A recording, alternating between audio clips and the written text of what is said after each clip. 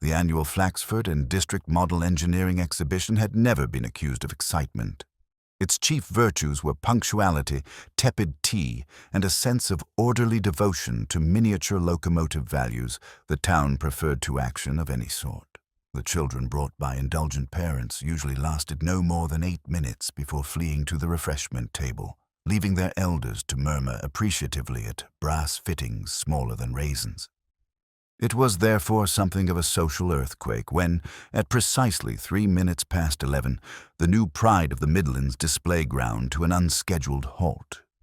The model trains a lovingly varnished replica of a 1932 Express, complete with steam-puffing mechanism and lights that twinkled like an overexcited Christmas tree, jerked, shuddered, and then collapsed sideways on its track as though drunk. The onlookers gasped, not because the accident was dramatic, but because it was improper. Things in Flaxford were not meant to topple, least of all locomotives that had been fussed over for months by the Railway Preservation Society. A few ladies clutched their handbags with the instinctive alarm of those who suspected moral decline. Then came the second disturbance, considerably more interesting, though no one recognized it as such until later. Mr. Geoffrey Binns, treasurer of the Model Railway Club and a man who prided himself on his steady pulse and unshakable thrift, suddenly leaned forward over the exhibit as if squinting at the derailed engine. His hand gripped the table, tightened, and then released. He stood upright once more, blinked slowly, and toppled backward onto the parquet floor with a dull, final thud. Several attendees rushed forward at once, though none knew what to do beyond expressing horror with the gusto of amateurs. Someone fanned Mr. Binns with a brochure. Someone else called loudly for water, as if sudden collapse was simply a matter of hydration. The vicar suggested prayer, but his offer was largely drowned out by Mrs. Evelyn Crabb's declaration that she knew something like this would happen because Geoffrey Binns never did look quite right since the council re-elected him. It took a good 40 seconds before anyone considered calling the police. Inspector Purbright arrived with the calm reluctance of a man who suspected he was about to be drawn into a situation that would involve paperwork of an especially tedious sort. He stepped into the community hall with an expression of mild interest, his soft hat tucked neatly beneath one arm, his coat unbuttoned in quiet protest against the hall's prodigious heating. A few dozen townspeople turned toward him with the mixture of hope and inconvenience usually reserved for a doctor arriving late at a wedding. "Morning," Purbright said gently, surveying the scene. "I take it the exhibition has suffered a misadventure?"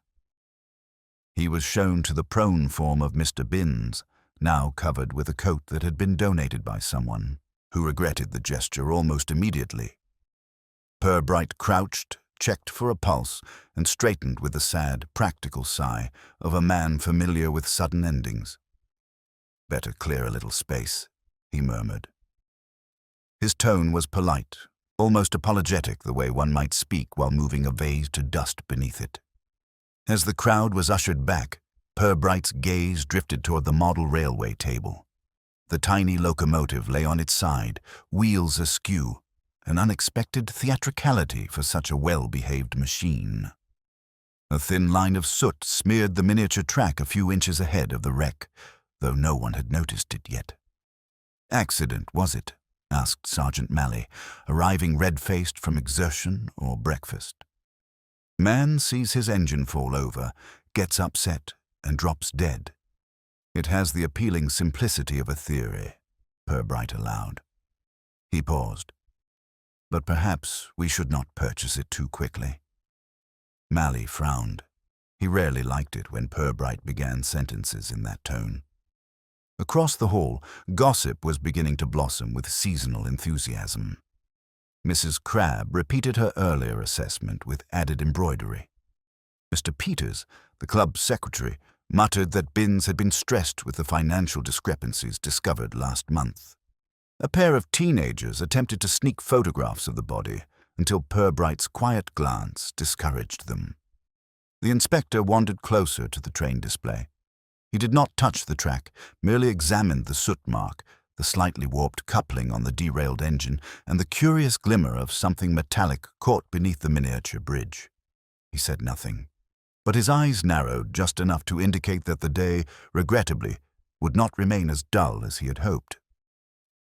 Inspector Purbright remained near the model railway table longer than anyone else thought necessary. The onlookers, having exhausted their initial shock, drifted between whispers and speculative nods, like bees uncertain of which flower held the better scandal. The hall's heating hummed industriously overhead, turning the atmosphere into a warm haze that made every uneasy glance seem faintly theatrical. Purbright straightened, brushed a faint dusting from his trouser knee, and walked toward the hall's entrance. A slight shift of bodies followed him, faces drawn by the polite gravity that seemed to attend him wherever he went. He paused long enough to reassure the committee members clustered there, explaining that the police doctor would arrive shortly and that the exhibition need not be abandoned entirely, though he suspected no one was in the mood to admire steam-powered replicas now. "Inspector," murmured Mr. Peters, adjusting his spectacles with an air of wounded pride, "you must understand. Geoffrey Binns wasn't the sort to simply fall over. He believed in regular breakfasts and regulated living. Why, he'd never so much as missed a Treasury report." Purbright nodded mildly. "Yes, I've heard of his devotion to order. And he had nothing to be nervous about," Peters added, which was precisely the sort of remark that tended to make Purbright curious. But the inspector let it float between them, unchallenged for now. He moved toward the tiny bridge under which he had glimpsed the metallic glimmer earlier. The hall had emptied near the table, giving him a rare chance to examine it undisturbed. Without touching anything, he leaned close and observed a small brass pin, slender, polished, and entirely out of place. It was not a piece belonging to the model, at least not one that should be lying separately from its mechanism. When Malley approached, breathless and faintly triumphant about securing a cordon around the body, Purbright inclined his head toward the bridge. "Unusual, isn't it?" he asked softly. Malley squinted. "A pin, sir. Could have fallen from someone's pocket." "Possibly," Purbright murmured, "though it seems an unlikely sort of pocket companion." His voice carried just enough ambiguity to trouble Malley, who began mentally inventorying every possible source of rogue brass objects in the hall. Purbright left him to it. Across the room, the police doctor arrived. His verdict, delivered after a brief examination, caused a ripple of discomfort, even among those who pretended they'd suspected it all along. Geoffrey Binns had not died from shock, nor a failing heart, nor any respectable natural cause. Instead, the doctor noted indications consistent with rapid collapse of circulatory function, a phrase that sounded professional enough to conceal its true implication until he added the clearer follow-up. "I should like a full post-mortem, but I cannot rule out poisoning." A tightening of shoulders, a sharp intake of breath, and then a wave of murmuring swept the hall. Poisoning was a word no small town enjoyed hearing. It suggested premeditation, slyness, and worst of all, familiarity between culprit and victim. Malley leaned in. "Poison, sir?" "You don't think someone here? Let's not outrun our evidence," Purbright replied. Though Mr. Binns collapsing while examining a model locomotive is certainly a dramatic coincidence. He said the last word in a tone that made Sergeant Malley wince. Purbright seldom believed in coincidences unless they were very small and very dull. This one was neither. Purbright turned his attention back to the table, then toward the group of committee members who lingered by the tea urn, trying not to appear as though they were waiting to be questioned. He approached them with his usual unhurried manner, which had the effect of making them stiffen nonetheless. "Mr. Peters," Purbright began, "may I trouble you for a moment?" Peters swallowed. "Of course, Inspector. You mentioned earlier that Mr. Binns had nothing to be nervous about. To what were you referring?" "Oh, that," Peters said, as though brushing off crumbs. "A little misunderstanding in the club accounts, nothing serious. Geoffrey explained it entirely misfiled receipts, a few. Payments delayed, that sort of thing. And who noticed this misunderstanding? Well, Mrs. Crabbe, actually. She does the independent checks. Take them terribly seriously, you know. Purbright nodded thoughtfully. Mrs. Crabbe took everything terribly seriously, including the color of people's curtains and the spiritual meaning of hedgehogs appearing near one's doorstep. Her zeal, combined with Binns's collapse, gave a certain edge to the situation. "Thank you, Mr. Peters. Would you ask Mrs. Crabbe if she might spare me a few minutes?" Peters hurried off at once, eager to be useful. Purbright waited until the woman approached, chin raised, handbag clasped protectively as if it contained the moral authority of Flaxford itself. "Inspector," she said, supplying both greeting and judgment in one breath. "Mrs. Crabbe," Purbright replied warmly, "your assistance will be most valuable. You conducted a financial review recently." "I did, and I must say I found some very troubling irregularities. Naturally, I presented them to Mr. Binns, who assured me everything was quite in order. I wasn't entirely convinced, but one does try to be charitable." "Indeed," Purbright said gently. "Did anyone else know of these irregularities?" "Not officially," she replied, a little too quickly. "Though the treasurer of the Ladies' Horticultural Society overheard me discussing it with Mrs. Truelove in the grocer's queue, and she may have passed on a few concerns." Purbright managed not to smile. In Flaxford, overheard and concerns were usually synonyms. "And the model locomotive that derailed, did you notice anything about it before or after the incident?" Mrs. Crabbe pursed her lips. "Only that it struck me as a theatrical way for a machine to behave. I've always said mechanical things reflect the temperament of their makers." Purbright thanked her sincerely, though her remark left him with more questions than answers. He moved again to the table, allowing the townsfolk to resume their whispering behind him. His gaze rested on the overturned engine, the soot streak, the isolated brass pin, and the memory of Binns's abrupt collapse. In Purbright's steady mind, all these details began to occupy quiet, deliberate positions. No single fact announced itself loudly, but together they formed the faint outline of intention. Someone had been near the display, someone had tampered with something, and someone had expected Binns to lean close. Outside, the church bells began striking noon, far too bright a sound for the murky thoughts gathering in the community hall. Purbright tightened his coat and looked once more across the uneasy crowd. This was no accident, no collapse of circumstance. Something deliberate had happened here, and Flaxford's tidy veneer would not hold for long. He turned toward the exit. Ahead lay inquiry, contradiction, and the first careful steps toward truth.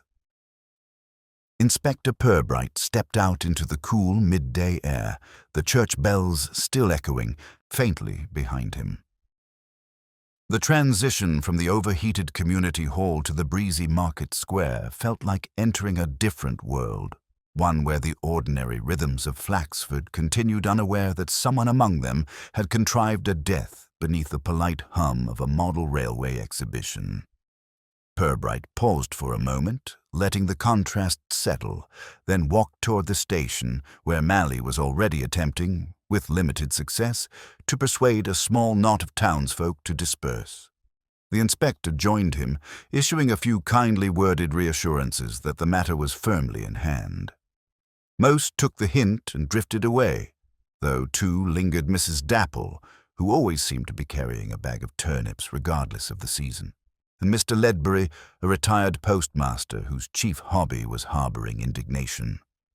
Purbright listened patiently as each offered their recollections of odd behavior around the hall that morning, most of which sounded suspicious only because the speakers hoped it would be. He thanked them nonetheless. Even unhelpful conversations had a way of flushing out overlooked details. Once the square had returned to a semblance of calm, Purbright made his way toward the police car. Mally followed, clutching his notebook. "Sir, what about the brass pin?" he asked, lowering his voice as though afraid the pigeons might overhear. "Shall I get someone to bag it?" "In due course," Purbright said, sliding into the passenger seat. "For now, it serves us best where it is." People behave more naturally when they assume we've missed something. Malley blinked, storing that piece of wisdom for future use, though he doubted he could ever deliver it with equal serenity. They drove the short distance to the station, where Purbright settled behind his desk to begin shaping the inquiry into something coherent. A faint odor of floor polish greeted him.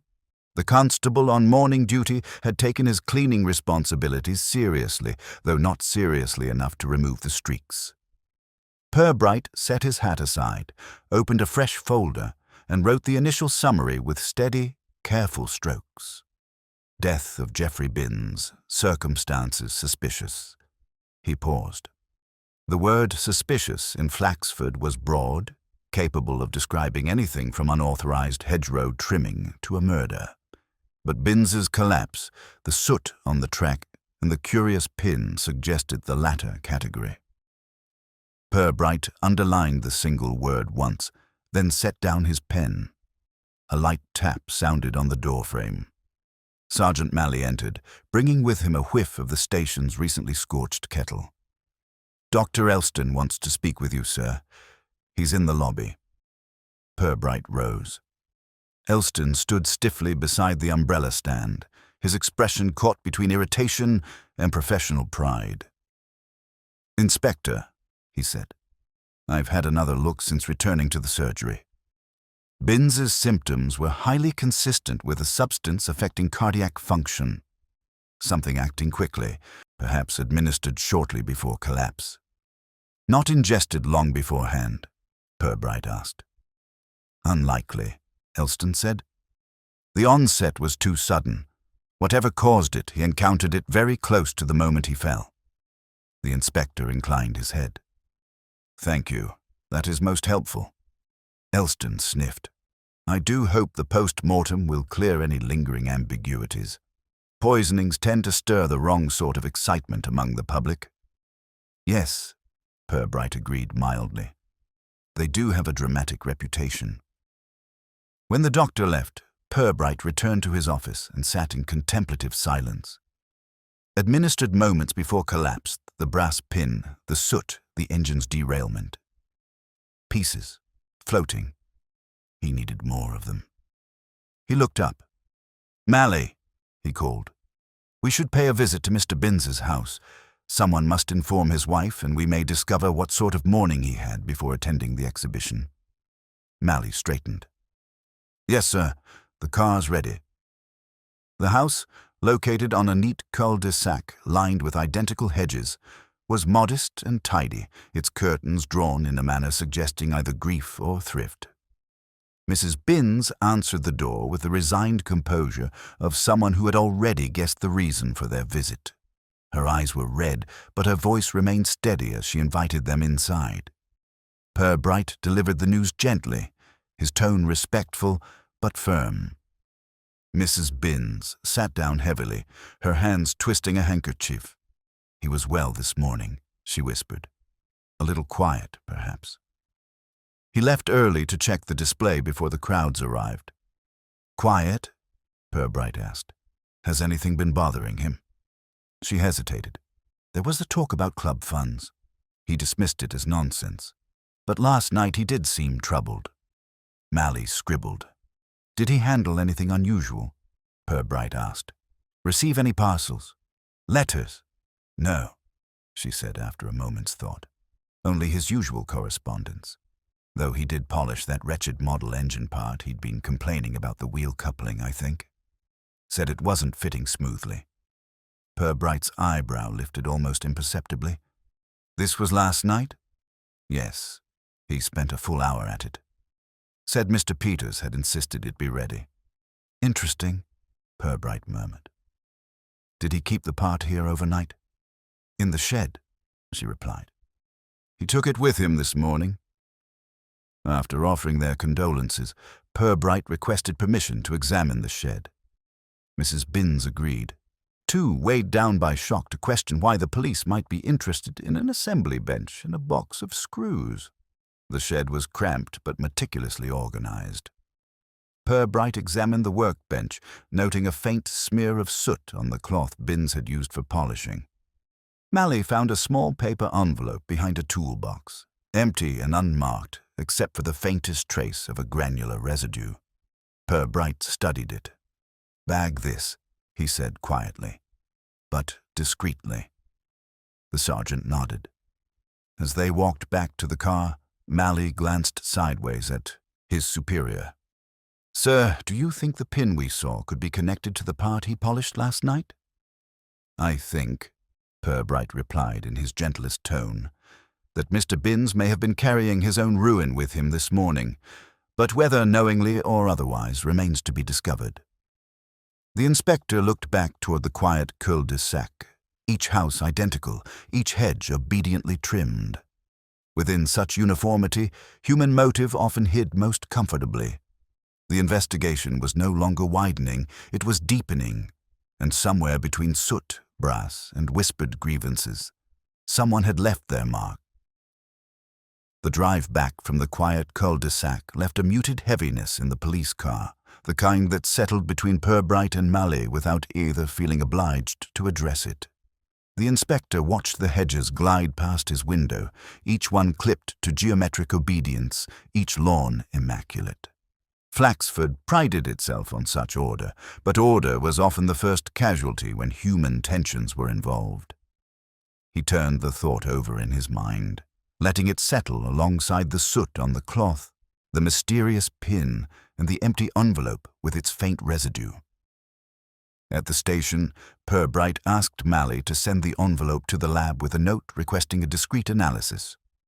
Mally hurried off, eager to appear efficient, and the inspector took his seat once again at the worn desk. He opened the case folder and added the new details, noting in particular the timing. Binns had polished a coupling part the night before, carried it with him in the morning, and died almost immediately after leaning over the model display. The chain of events was tidy enough to be suspicious. Purbright sat back. People rarely killed with elaborate theatrical gestures in Flaxford. There were far simpler ways to settle grudges.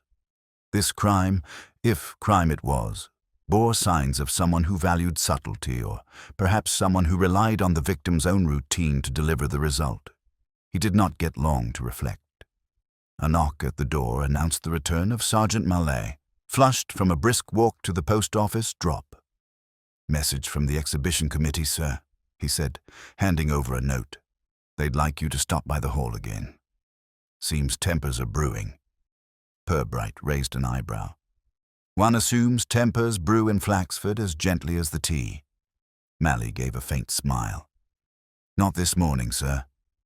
They returned to the hall where the remnants of the exhibition had begun to resemble the aftermath of a minor skirmish. Several committee members stood in rigid semicircle facing Mr. Peters, who was perspiring under the strain of their collective indignation. Mrs. Crabbe appeared to be leading the charge, wielding her handbag like a symbol of civic righteousness. "Inspector," she said sharply as Purbright approached, "you must hear this. It seems Mr. Peters thought it wise to omit certain details regarding the club's financial state." Peters bristled.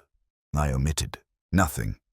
I merely believed it prudent not to spread rumors before the committee had reviewed the accounts." "Rumors!" Mrs. Crabbe snapped. "Geoffrey was worried sick last night.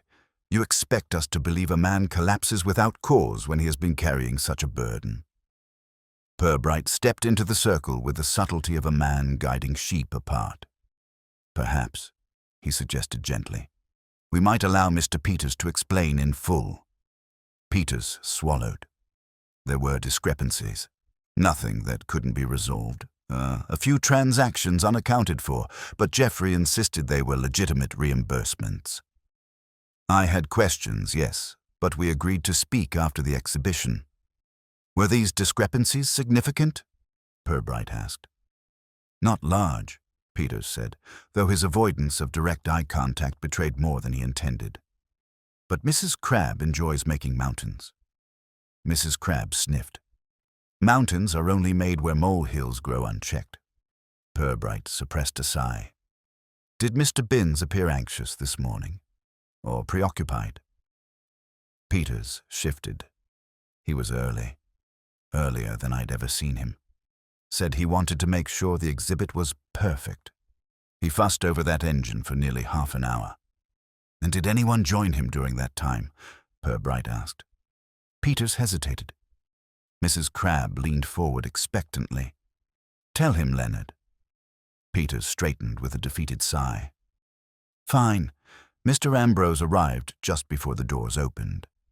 He and Binns had a brief conversation by the table. I didn't hear what was said. Purbright recalled Ambrose as a pale, precise man with a narrow face and an air of perpetual disapproval. The sort who corrected bus timetables for fun and believed chaos was the first step toward societal decline. Was Mr. Ambrose involved in the financial matters? Purbright asked. No, Peters said immediately. But he and Geoffrey had disagreed about the authenticity of one of the locomotive components, something about historical accuracy. Mrs. Crabbe gave a tut. Men and their toys. Purbright let the remark pass. Where might I find Mr. Ambrose now? Probably in the committee room, Peters said, rewriting the rule book. Purbright and Millay made their way down a short corridor to a cramped side room where Ambrose sat hunched over a ledger, his expression tight with offended dignity. He looked up as they entered. Inspector, I assume this is about the unfortunate business this morning. Purbright inclined his head. You spoke with Mr. Binns before the doors opened? Ambrose folded his thin hands. Briefly, I merely reminded him that the coupling he'd adjusted last night was not historically appropriate for a 1932 Express. He took my remarks poorly. Poorly? Purbright asked. Ambrose sniffed. He muttered something about priorities and people who meddle.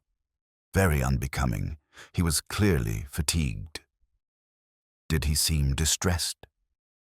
Purbright pressed. Ambrose hesitated. I suppose so. But then Geoffrey was not a man who thrived under scrutiny. Purbright exchanged a glance with Malley. And after he collapsed, Ambrose stiffened. I was nowhere near him. I was assisting with the admission table. Purbright allowed a moment of silence. One more question. Did you notice anything unusual about the locomotive itself this morning? Ambrose frowned. Only that it was running poorly before its collapse. The engine sounded irregular, but Geoffrey insisted it would stabilize. The inspector nodded, thanked him, and stepped outside the room.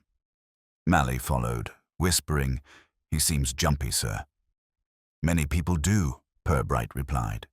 Innocence can be as fidgety as guilt. They returned to the exhibit table. Purbright studied the derailed locomotive again, letting his fingers hover close without touching.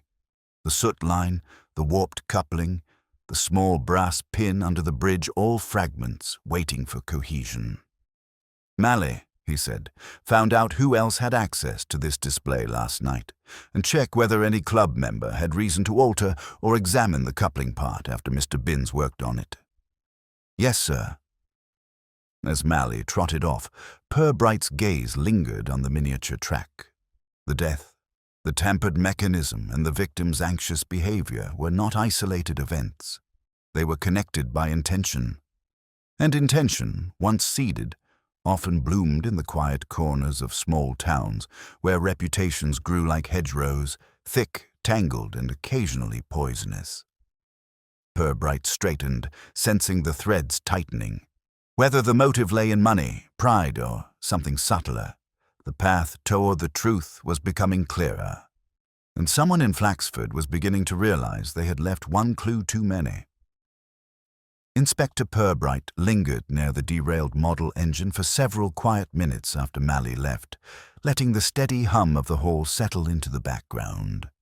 With the crowd mostly dispersed, the room had taken on a hollow quality, as if the air itself were waiting for someone to acknowledge the disorder still hanging in it. Purbright studied the small brass pin again, the faint soot mark, and the oddly warped coupling, each detail arranging itself in his mind with the slow precision of a craftsman aligning parts that had originally been fitted poorly.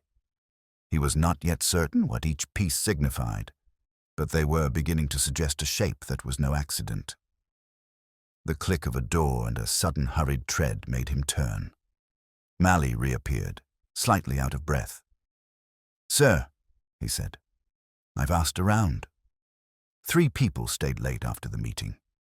Yesterday, Mr. Peters, Mr. Ambrose, and a young fellow called Rowan Mills." Purbright lifted an eyebrow. "Rowan Mills?"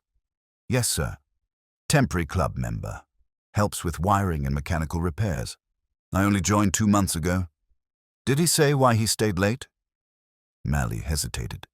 He claimed he was fixing a faulty relay under the main section of track. Peters confirmed it, though he didn't seem certain.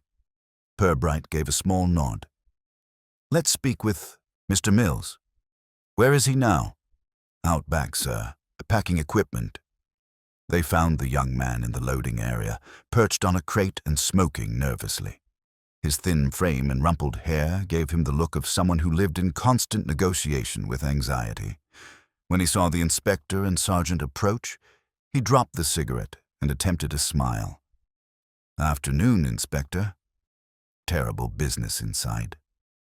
Purbright returned the smile with gentle courtesy. "Indeed. We understand you stayed late last night. Doing repairs?" Mills nodded. Too quickly. Yes. The wiring under the west loop kept shorting. Mr. Peters asked me to check it before the big day." "Did Mr. Binns worked on anything while you were here?" Mills scratched the back of his neck. "He brought the coupling part to try on the locomotive. I didn't look pleased with it. Said it still needed polishing. Then he left and looked a bit flustered." "And did anyone else handle the locomotive after he left?" Purbright asked, watching Mills with unblinking mildness. "No. Not that I saw." Purbright considered the answer. "And yourself? Did you go near the track section this morning?" Mills shook his head emphatically. "No, sir. I only watched. I didn't touch a thing. I swear it." His insistence was earnest, though the inspector noted the sheen of sweat at his temple. "Thank you, Mr. Mills," Purbright said, releasing him gently. "If we need further clarification, we'll be in touch." As they walked back toward the hall, Malley muttered, "Shifty, that one." "Shifty," Purbright repeated thoughtfully, "is a description often applied to people who are simply overwhelmed by scrutiny. But he may yet tell us something important." Inside the main hall, Peters was securing the exhibit tables, muttering to himself as he sorted lengths of cable with exasperation usually reserved for misbehaving children. He looked up when Purbright approached. "Find anything useful?" Peters asked. "We're exploring possibilities," Purbright replied politely. "Tell me, was there disagreement about the coupling part beyond what Mr. Ambrose mentioned?" Peters frowned. "Not that I know of. Geoffrey fussed over it endlessly, but that wasn't unusual. He was precise to a fault." "And who last handled the part before Mr. Binns took it home yesterday?" Peters straightened, uncertainty creeping into his expression. "I'm not entirely sure. We had a lot of people milling about the workshop. Ambrose inspected it at one point. Mills was around. Even Mrs. Truelove wandered in looking for someone to help move a crate." "Mrs. Truelove?" Purbright echoed. Peters nodded. "She volunteers at everything. I like to feel involved." Purbright tucked that detail away. People who liked to be involved often lingered in places without good reason. As Peters resumed clearing the tables, Purbright moved toward the exhibition's entrance. He paused, surveying the room, letting its details settle into a coherent picture. The track, the soot, the coupling, the brass. Binns's anxiety, Ambrose's insistence on authenticity, Peters's evasiveness, Mills's nervousness, and Mrs. Crabb's delight in uncovering impropriety. The threads were many, each leading in a slightly different direction, but one direction felt stronger than the rest. "Malley," Purbright said quietly as they stepped outside, "we should walk to the chemist." "The chemist, sir? Yes. Anyone in the habit of using substances capable of disrupting cardiac function would need either knowledge or access. The chemist has both." The bell above the door tinkled with a pleasantly innocent ring as they entered the cramped shop. Rows of bottles lined the shelves, each labeled in small, careful handwriting.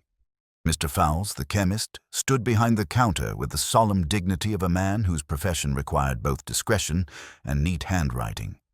Purbright greeted him pleasantly.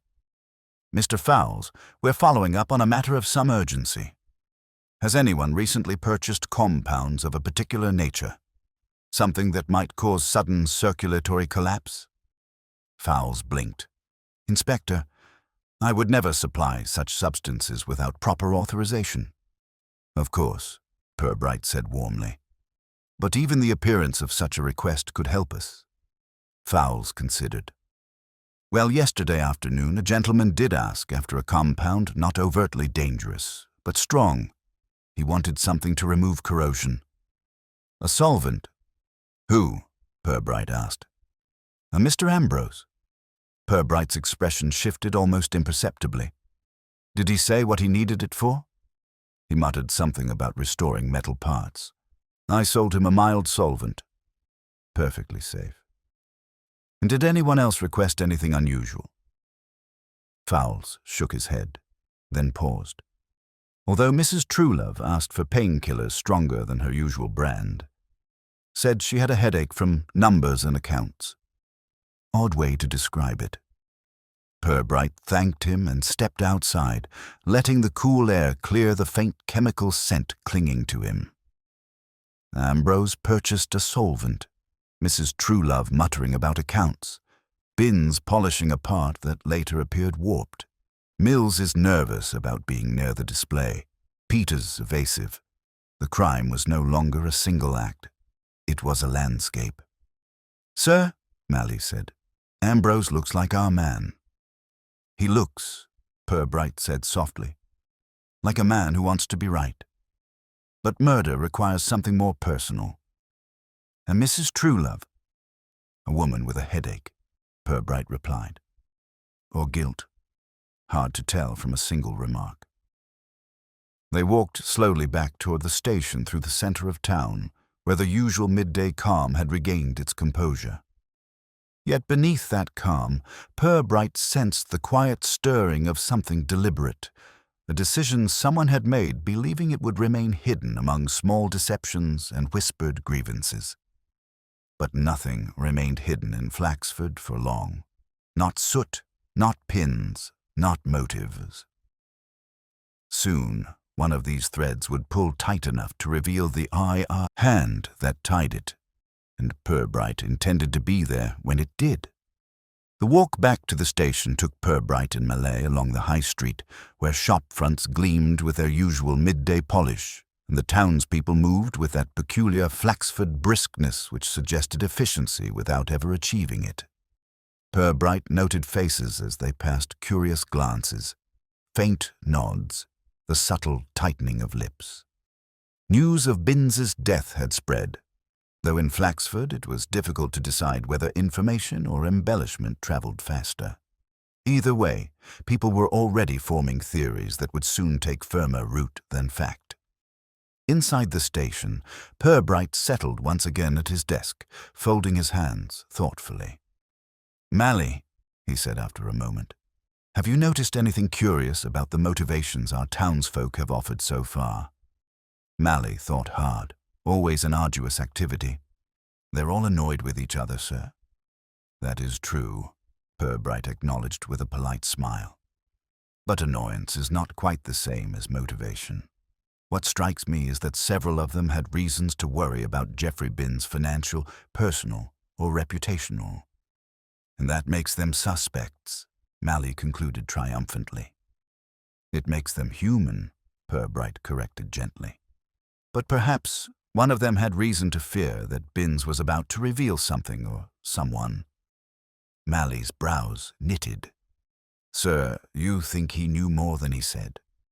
"I think," Purbright replied, "that his behavior yesterday and this morning suggests he carried a problem larger than an imperfect locomotive part." Before Malley could respond, the phone on Purbright's desk rang sharply. He lifted the receiver with his usual calm. "Inspector Purbright speaking." The voice on the other end belonged to Dr. Elston, crisp and slightly self-congratulatory. Inspector, a brief update. Preliminary findings from the post-mortem. There are traces in Mr. Binns's bloodstream is consistent with a cardiac toxin, not something you'd find in household cabinets. Likely absorbed orally or through direct contact. Direct contact? Purbright repeated. Skin absorption? Possibly. The concentration is not yet clear. The full analysis will take another day. Purbright thanked him and set the receiver down. Malley stared at him, half hopeful, half worried. A toxin, sir. Yes, Purbright replied. Which means our murderer needed access not only to the victim but to a delivery mechanism subtle enough to avoid notice. Like a coupling part? Malley ventured. Purbright nodded slightly. Just so. He rose from the desk and retrieved his coat. Come, Malley. We must speak with someone who understands the internal workings of that locomotive better than any committee member. You mean Rowan Mills? Indeed. Nervous people often blurt out truths they didn't intend to reveal. They found Mills in the workshop behind the hall, where he had retreated after the exhibition was formally suspended.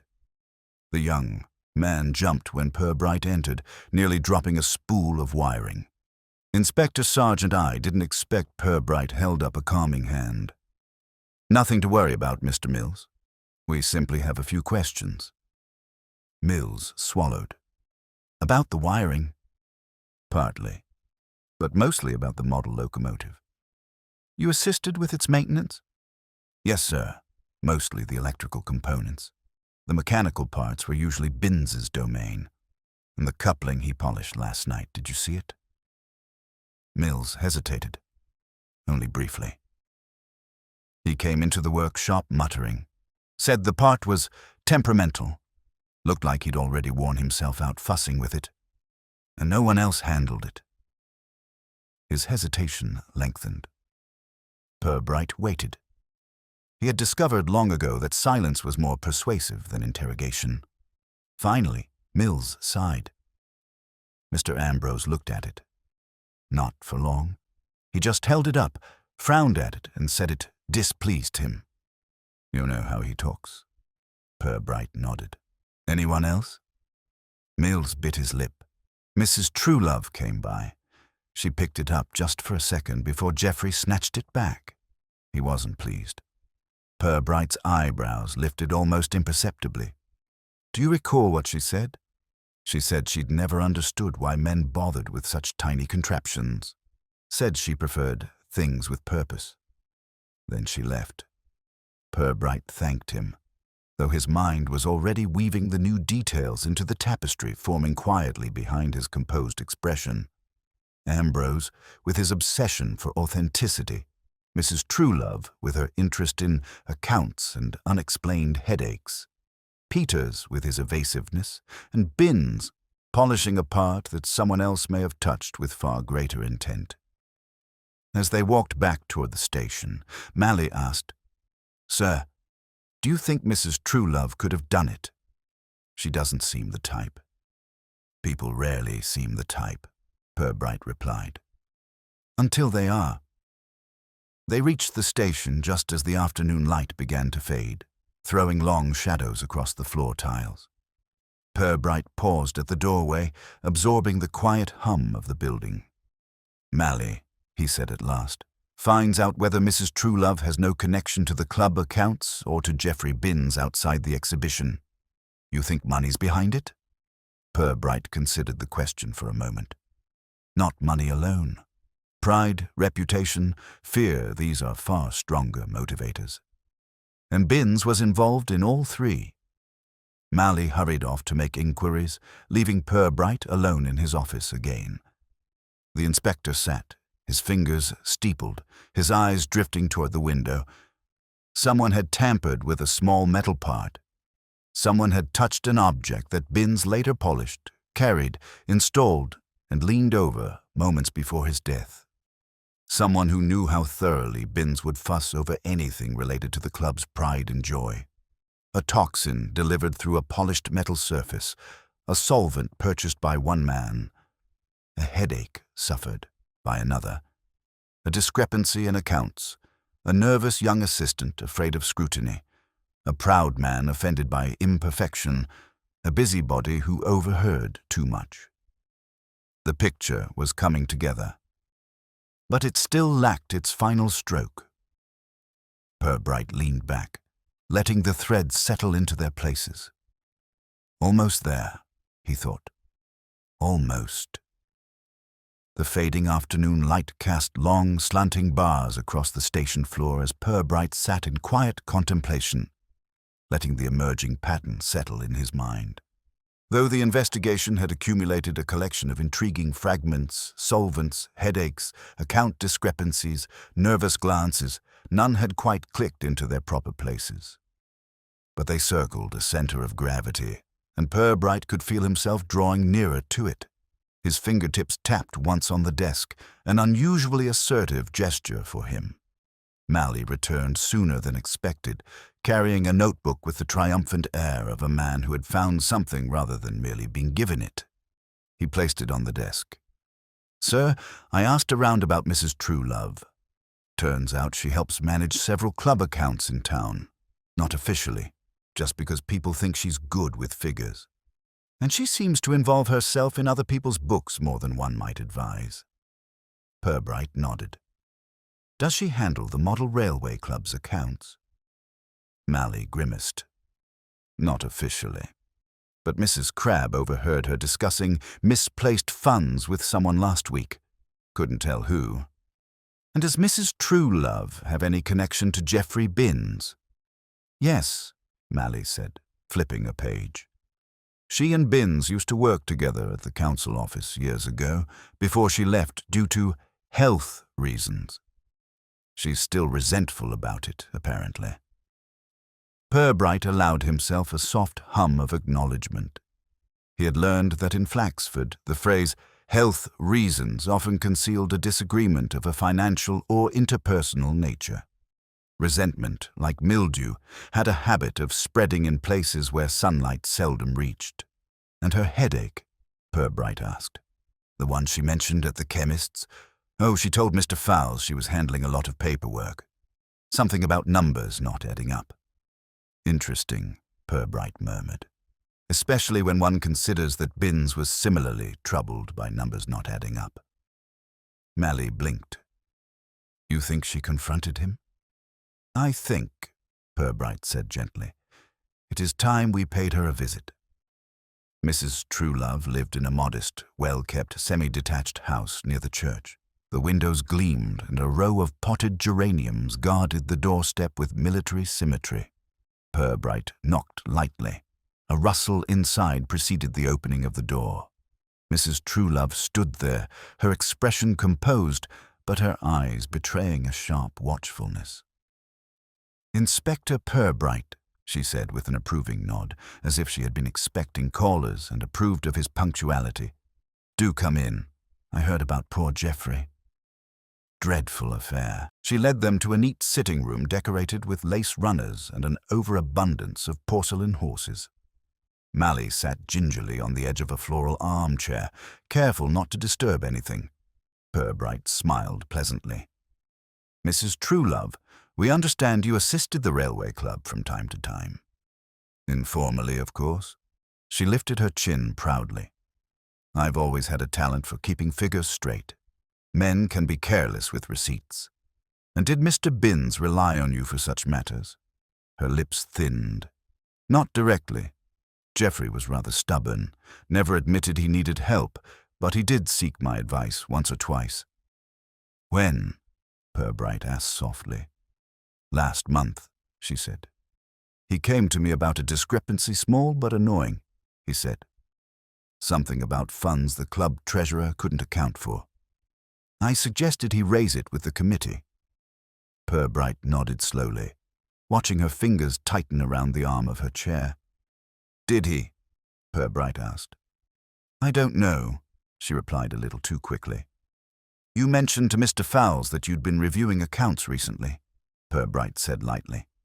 "Which accounts were these?" Her composure wavered for a moment. "A friend's. Nothing to do with the club." Mally shifted, but Purbright raised a hand gently to prevent interruption. "You were at the hall yesterday," Purbright continued. "You handled the coupling part that Mr. Binns later polished." Mrs. Truelove's gaze snapped toward him. "That silly metal piece? I picked it up only because it was in the way. Hardly worth mentioning." "And yet," Purbright said, "Binns was most insistent about that part being correct. I wonder whether he mentioned its condition to you. He said it wasn't fitting properly, that he'd fix it. He fussed over everything." Her voice had become brittle, sharp at the edges. "That's all it was." Purbright allowed a thoughtful pause, filling the room with quiet. "You had a headache yesterday," he said gently. "Was that before or after your discussion with Binns?" Her eyes narrowed. "After. He upset me." The silence deepened. "And what?" Purbright asked softly. "Was upsetting about the conversation?" Mrs. Truelove stared at him for several seconds before answering. When she spoke, her voice had lost its polish. "He accused me of meddling. Said I'd caused trouble for him by checking things that weren't my business. He said people would think him dishonest." "And did you believe he was?" Her lip trembled. "No," she whispered. "But he was going to expose someone else, someone who made a mistake. I told him we could settle it quietly." He refused. Purbright leaned forward slightly. "Whose mistake, Mrs. Truelove?" Her mouth tightened again. "I won't say." "Was the mistake large?" "No," she replied. "But people talk. They judge. They ruin reputations." He wouldn't listen. Purbright watched her with gentle attentiveness, letting her own conscience unspool the narrative she had carried too tightly. "And afterward," he said softly, "you went back to the workshop. The coupling part was still there." She shook her head vehemently, but her hands betrayed her the slightest tremor. "I didn't mean to harm him," she whispered, "only to stop him from making a fool of someone who didn't deserve it." "I never meant," she stopped, clamping her lips shut. Purbright allowed the silence to steep until her breathing steadied. Then he stood, offering her the courtesy of no sudden movements, no harshness. "Thank you, Mrs. Truelove," he said simply. "We may need to speak again." Outside, Mally exhaled in relief. "Sir?" She practically admitted it. "No," Purbright corrected gently. She admitted fear, and fear makes people confess things that may or may not correspond to reality. But she handled the part, Mally insisted, as did others. We must be careful not to solve the case simply because someone is willing to appear guilty. Mally frowned. "Then where do we go now?" Purbright looked toward the direction of the hall, where the model engine still lay derailed under the noon's earlier dust. "We go back to the beginning," he said, "to the object that tied everyone together, the mechanism where a toxin could be transferred. The part Binns polished. And you think someone applied poison directly to it?" "I think," Purbright murmured. "We have overlooked the one person who had the knowledge, motive, and opportunity to apply a toxin subtly, and who might have underestimated just how sensitive polished metal can be." The wind shifted, carrying the scent of distant coal from somewhere beyond the square. "Sir?" Mally pressed. "It's time," Purbright said softly, "to speak with Mr. Ambrose again." Purbright and Mally crossed the quiet square toward the Model Railway Club's committee room, where Mr. Ambrose was known to retreat when the outside world threatened his sense of order. The late afternoon light had softened to a muted amber tone, the sort that made Flaxford appear almost picturesque despite its perpetual undercurrent of gossip. Purbright took his time, letting each step settle his thoughts. The threads were converging now. He could feel it. But before tugging on any one of them, he needed to hear Ambrose speak in his own unguarded way. They found him exactly where Purbright suspected, seated at a table strewn with rule books, pamphlets, and a battered typewriter that appeared to have endured several decades of disappointing keystrokes. Ambrose looked up sharply when they entered, annoyance flickering across his narrow features before being buried under something resembling propriety. "Inspector," he said with forced calm, "to what do I owe the pleasure?" Purbright smiled politely. "We hoped to clarify a few points about this morning's events." Ambrose's fingers twitched, then stilled. "If this is about the engine's derailment, I've already given my statement. It is about the circumstances surrounding Mr. Binns's collapse," Purbright replied gently, "and the role of the coupling he polished last night." Ambrose stiffened, though his voice remained steady. "I merely observed the coupling looked worn. I felt it was inappropriate for the model. Jeffrey insisted otherwise." "And you purchased a solvent yesterday," Purbright added mildly, "for cleaning metal parts?" Ambrose frowned. "Nothing unusual in that. A basic maintenance necessity." "Quite so," Purbright agreed. "And is this solvent strong enough to strip corrosion?" "Yes," Ambrose said, "but hardly dangerous." Purbright nodded thoughtfully. "Did you apply any of it to the coupling part Mr. Binns later handled?" Ambrose drew back. "Certainly not. I respect proper procedure, Inspector. One does not intervene with another man's component without request." Malley's posture suggested he didn't entirely believe this noble restraint, but Purbright merely inclined his head. "You mentioned to young Mr. Mills that the coupling displeased you." Ambrose sniffed, a figure of speech. "And did you discuss this displeasure with Mr. Binns?" A sharp exhalation escaped Ambrose. "Not in depth. Jeffrey was sensitive when people questioned his expertise." Purbright paused, letting Ambrose's defensiveness hang in the air. "What did you and Mr. Binns discuss this morning?" "Before the exhibition began." The hesitation was minuscule but revealing. "Merely procedural matters," Ambrose replied. He seemed out of sorts, nervous, quite pale. "And did he mention accounts, discrepancies? Misplaced funds?" Ambrose's eyes flickered. "He may have." "I didn't pry." Purbright allowed himself a soft smile. "I appreciate your candor, Mr. Ambrose."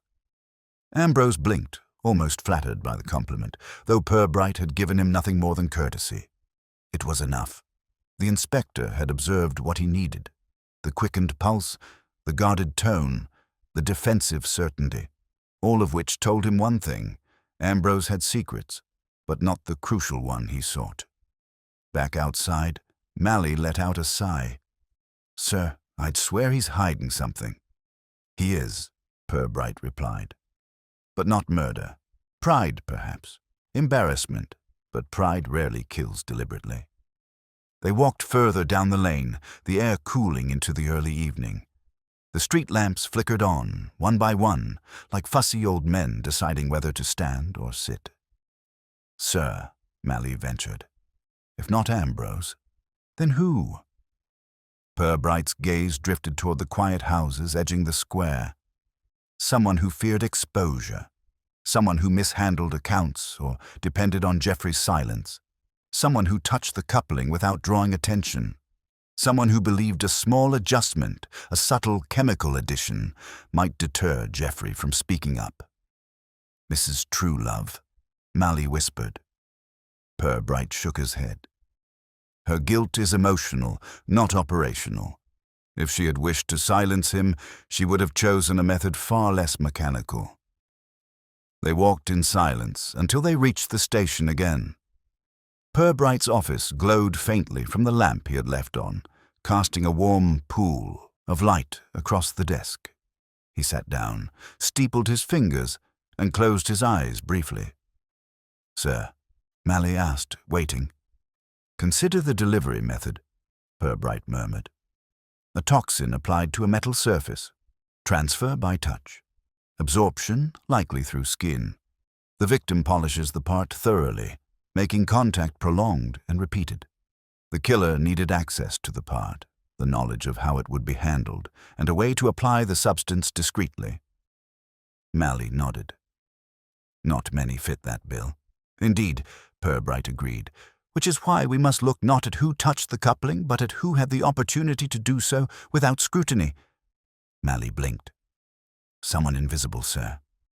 "Not invisible," Purbright corrected. "Indispensable." He rose. "Come. We must speak with Mr. Peters." They found Peters locking up the hall, wrestling with a stiff bolt.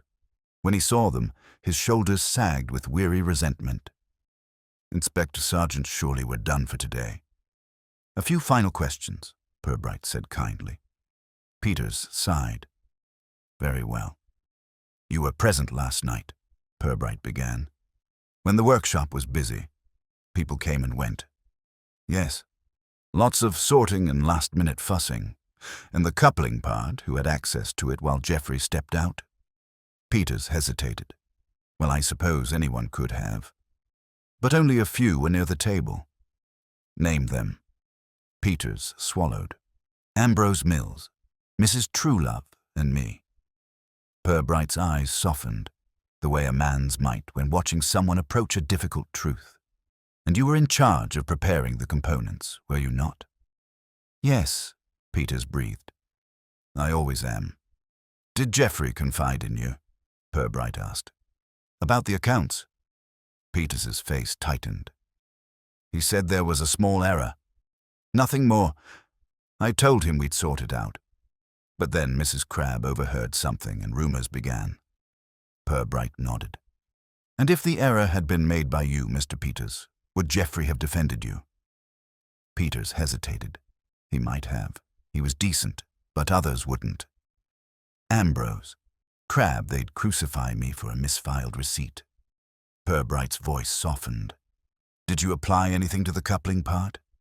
Peters looked horrified. "Inspector, I would never—" A brief silence settled, and then Peters sagged.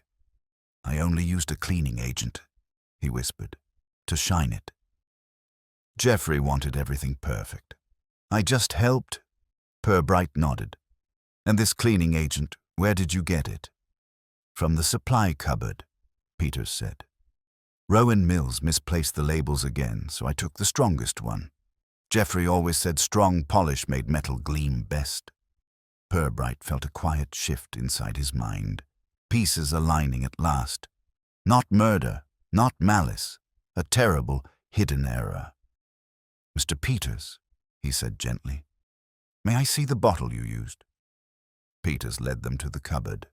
Inside, amid clothes and oils, sat a bottle with a faint chemical smell and no label at all. Purbright lifted it, examining the cloudy residue drying at the rim. "Sir," Mally whispered. Purbright exhaled slowly. This was not Polish. Not at all. Peters looked as though he were being carved hollow, and in Purbright's mind, the shape of the truth finally formed. An accident concealed by fear, a mistake amplified by secrecy, a death born not of intent, but of dread, pride, and the small-town terror of being discovered wrong. Purbright closed the cupboard gently.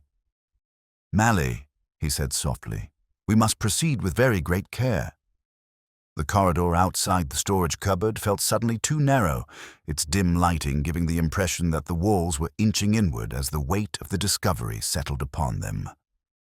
Peters stood wringing his hands, his face a sickly parchment color, while Mally kept glancing from the unlabeled bottle to the inspector as if hoping for some miracle that would render the situation less dire. But Purbright remained calm, studying the residue on the rim of the bottle with the same quiet diligence he applied to every other piece of the case. The truth was at last taking full shape. All that remained was to confirm its contours. "Mr. Peters," Purbright said gently, "did you notice any unusual smell when you used this?" Peters pressed a shaking hand to his forehead. "I thought it was just strong polish. We were all rushing. Jeffrey wanted the exhibit perfect. I didn't think to question it." "Did you read the label?" Purbright asked softly. "There wasn't one," Peters said miserably. "I assume the club had removed it during last year's inventory. We often do that when bottles get too messy." Purbright nodded with a sympathetic solemnity. And Rowan Mills was the one responsible for organizing the supplies? Peters nodded. He's young, diligent, but scatterbrained. He mixes things up sometimes. Jeffrey scolded him for it last week. Mally's voice broke in, tense and uncertain. Sir, does that mean Mills is responsible after all? But Purbright shook his head. Responsibility and intent are not the same, Sergeant. A mistake does not make a murderer. Peters leaned heavily against the wall, whispering, I didn't mean to hurt Jeffrey. I only wanted the part to shine for him. Purbright regarded him with a quiet compassion that somehow did not soften the realities of the situation. Mr. Peters, what you applied was not Polish. It was a chemical strong enough to corrode metal and, in prolonged contact, capable of passing harmful residue onto the skin. He paused, allowing Peters to absorb the gravity of this. When Jeffrey polished the coupling, he exposed himself to it repeatedly. The toxin entered his system through the skin.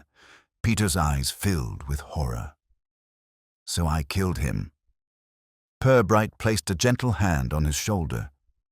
You contributed to the mechanism of his death, yes. But intention must be weighed carefully. This was a tragic convergence of errors of yours, Mills's, perhaps even Binns's, for choosing to polish something so vigorously when he felt unwell. Peters sank onto a nearby crate, burying his face in his hands. Purbright allowed him a moment. Flaxford had always been a place where guilt grew quickly and forgiveness much more slowly. When Peters's sobs finally quieted, Purbright straightened. Mally, he said, we need to be thorough. Let's take the bottle back to the station and have it analyzed. We must confirm its exact composition. Mally carefully wrapped the bottle in a cloth, his movements precise and respectful. Peters watched as if witnessing his own future being carried away.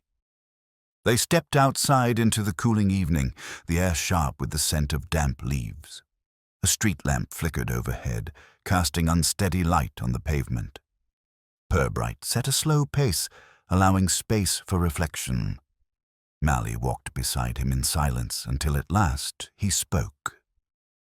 Sir, Mally said, if Peters didn't mean it, does that mean we close the case as an accident? Not immediately, Purbright replied. Accidents require clarity, and clarity requires confirmation. More importantly, we must understand every step that led to this moment. The solvent, the mistaken bottle, the conversations Binns had before his death, the accounts, the fear. Mally frowned. Fear, sir. Yes, Purbright said softly. Fear is often the true architect of tragedy. Binns feared exposure of accounts. Peters feared disappointing him. Mills feared being blamed for mistakes. Mrs. Truelove feared gossip. Ambrose feared imperfection. Each fear intersected with the next, and in the center of these crossing lines stood Jeffrey Binns, tidy, conscientious, carrying burdens he tried to correct alone. They reached the station, its windows glowing faintly against the gathering dusk. Inside, Purbright sat at his desk with deliberate calm and placed the bottle before him. Mally lingered anxiously by the door. Sir, he said, shall I bring in Mills? And Mrs. Truelove? And Ambrose? In time, Purbright said. But not tonight. Tonight we verify the bottle and write a clear report of facts. Emotions are running high enough in town already. We will not add unnecessary panic. Mally nodded, though he still looked unsettled. Peters is shattered. He looks like he'll never forgive himself. He may not, Purbright said. But forgiveness and justice do not always walk hand in hand. It is our task to walk between them. He began writing notes detailed, precise, measured. Each entry clarified the framework now taking shape, though Purbright's expression remained one of patient contemplation rather than triumph. He paused briefly as the station clock chimed the hour, the sound resonating through the quiet building. When he finished the final line, he leaned back, studying his handiwork with thoughtful eyes.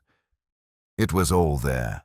The unlabeled bottle, the solvent trace, the swelling inconsistencies in the club accounts, the emotional frictions woven tightly through the community, the fatal polishing of the coupling.